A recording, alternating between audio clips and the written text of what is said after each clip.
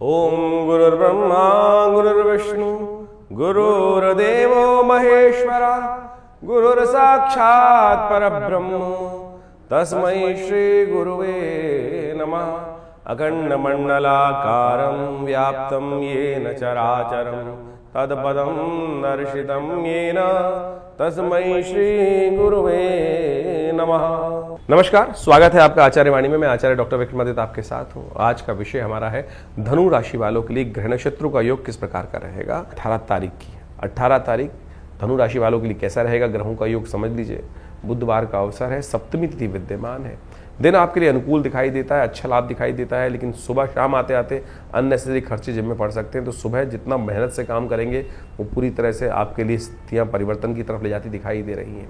शाम के समय कहीं ना कहीं स्वास्थ्य के मामले में समय भारी दिखाई देता है।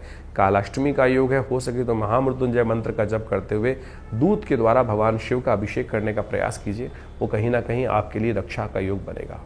महामृत्युंजय मंत्र इस प्रकार से है, ओम हौं जूं सह ओम भूर्भुवस्वः ओम त्र्यंबकं यजामहे सुगंधिं पुष्टिवर्धनम उर्वारुकमिव बंधनात् मृत्योर्मुक्षीयमामृतात् स्वभुव भू ओम सहजुं हों ओम। इस मंत्र का जप करके आप बहुत श्रेष्ठ कार्य लाभ ले सकते हैं। 19 तारीख बृहस्पतिवार का अवसर रहेगा।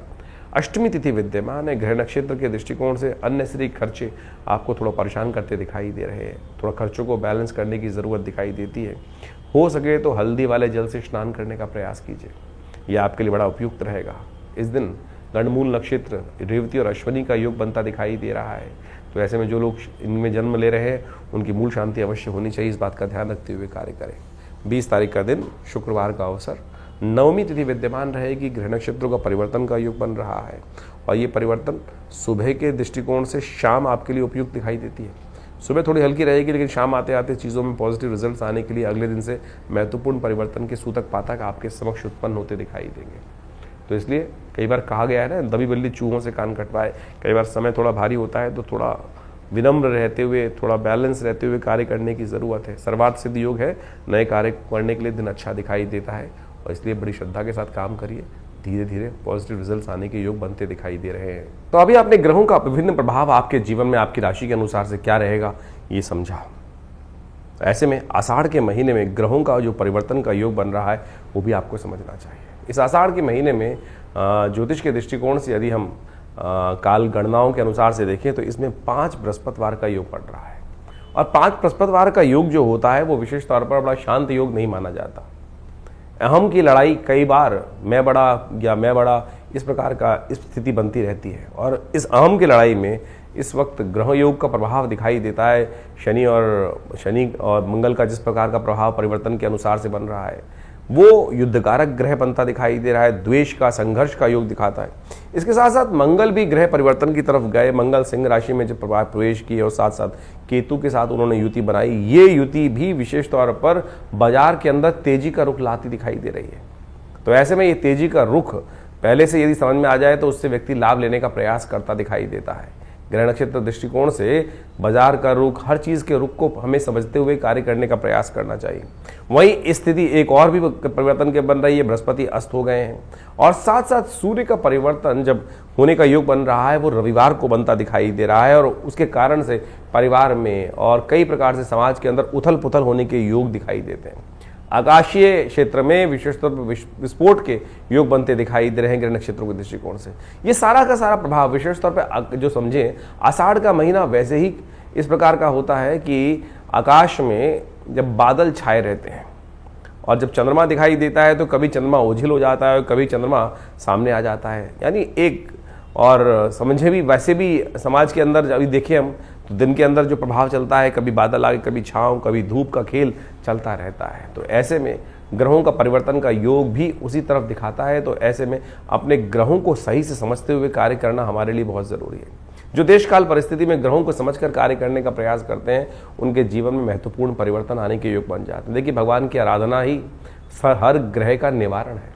बहुत सारे लोग इस बात को समझने का प्रयास करते हैं कि उपाय जो हम दिन पर दिन बताते हैं, कई लोगों ने लिख के भेजा कि भाई नित्यपति पूजा नहीं करनी चाहिए। अरे नित्यपति तो पूजा करना सबसे श्रेष्ठ कार्य है, वो तो आपका इष्ट मंत्र जो है उसका तो जब अवश्य करने का प्रयास करें। लेकिन कई विशेष मुहूर्त बनते हैं पौराणिक कालों में, पुरानी गणनाओं के अनुसार से, पुरानी कथाओं के अनुसार से कुछ दिनों का, कुछ विशेष योगों का विशेष महत्व बताया जाता है और उस विशेष महत्व में कुछ स्पेसिफिक जो मंत्र है, जो उपाय हैं, यदि उनको कर लिया जाए तो वो कई गुना अधिक प्रभाव दिखाई देते हैं। इसलिए मन की भ्रांति को हटाने का प्रयास करें। कारण और निवारण दो एक ऐसी चीज़ें हैं जिनको जानकर, जिनको समझकर हम अनेक प्रकार के जीवन के कष्टों को दूर कर सकते हैं। निवारण तो परमात्मा का नाम ही है।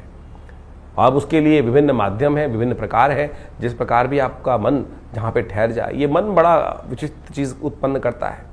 मन कभी ठहरता नहीं है। मन एक क्षण में कहीं और पहुंच जाता है, एक क्षण में कहीं और पहुंच जाता है। कई बार तो मन की आशंका इस प्रकार से होती है कि परमात्मा पर भी हम शंकाएं उत्पन्न कर देते हैं कि परमात्मा कार्य करेगा कि नहीं करेगा, सुनेगा कि नहीं सुनेगा।